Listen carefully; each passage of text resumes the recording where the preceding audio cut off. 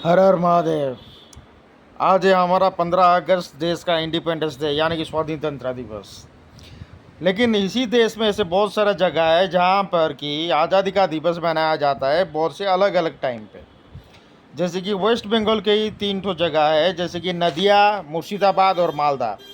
इनका मनाया जाएगा आज से 3 दिन के बाद, मतलब 18 अगस्त को, क्योंकि 5 हफ्ते तक ये तीनों जो थे पाकिस्तान में थे, रेड क्लिप के गलती के वजह से। ऐसे और भी बहुत सारा जगह है जो कि जैसे कि कर्नाटका का हो गया कालाबुरागी, बिडार और रायचूर, जो कि 17 सितंबर को बनाया जाएंगे, क्योंकि 1948 में ये लोग आए हुए थे हमारे इंडिया में मर्ज होने के लिए। उसके बाद गोवा का मनाया जाता है 19 दिसंबर को, क्योंकि 1961 में ये पोर्तुगीज कॉलोनियल से आज़ाद हुआ था। उसी हिसाब से हो गया पंडुचेरी का November 1, दादर नगर हवेली का 2 अगस्त। इस टाइप का बहुत सारा है और गुजरात का है जूनागढ़ जो है, और November 9 1947 को बनाया गया था। लेकिन अभी ये जो इंडिपेंडेंस डे मनाने का जो चक्कर है, क्योंकि पहले तो कांग्रेस ही बनाता था इसको 26 जनवरी को 1930 में जो पहली बार बनाया गया। लेकिन ऐसा क्या हुआ जो कि 1947 तक खींचा गया है इसको। अभी अंग्रेज पहले से डिक्लेयर कर लिए थे भाई 1940 को, हम 40 को ही वो लोग डिक्लेयर कर दिए हम छोड़ देंगे। कब? जब ये जो World War II ख़त्म होगा।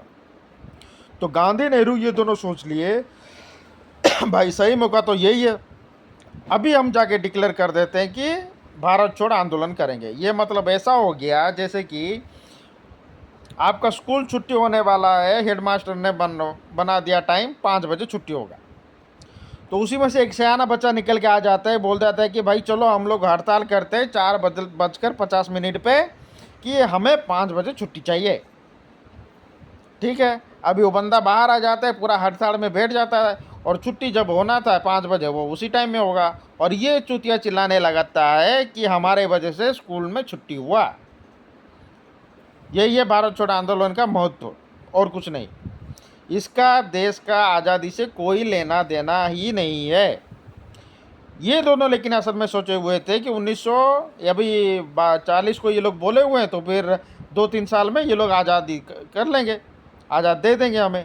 लेकिन वो हुआ नहीं, और ये लोग उसी टाइम में बैठे हुए थे कि हमें पूर्ण स्वराज चाहिए, यानी कि कॉलोनियल स्टेट नहीं चाहिए।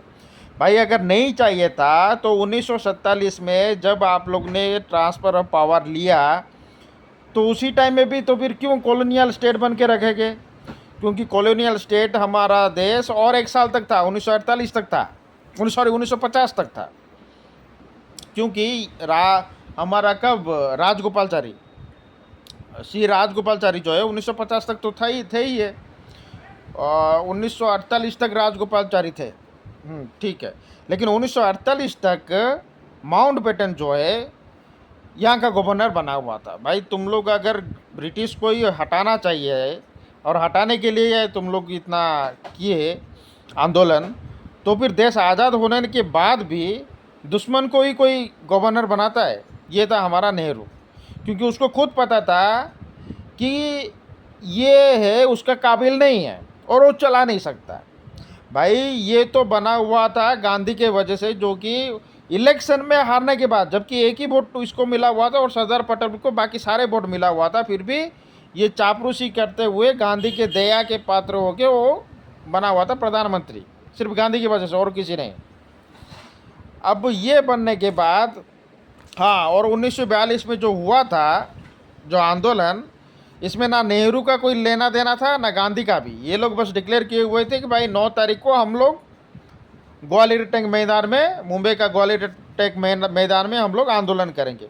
लेकिन था कोई इनमें से? कोई नहीं था। एक थी अशरफ अली खान, जो कि एक लेडी थी, ग्वालियर टैंक मैदान में पहुंचने वाली पहली औरत वही थी।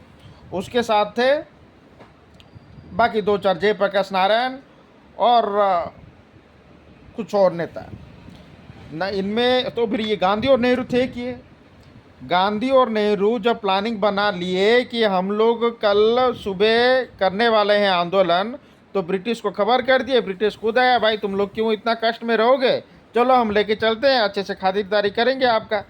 तो फिर आगा खान पैलेस में गांधी रहा, गांधी और नेहरू दोनों रहे आगा खान पैलेस में, अपने अयासी में पूरा मस्त। उनका ना इससे कोई लेना देना ना कुछ। ये उसके बाद नेहरू को अहमदाबाद पैलेस में, अहमदाबाद फोर्ट जो है वहाँ पर ट्रांसफ़र कर दिया गया। 3 साल तक तो वहाँ पर ऐसी किया।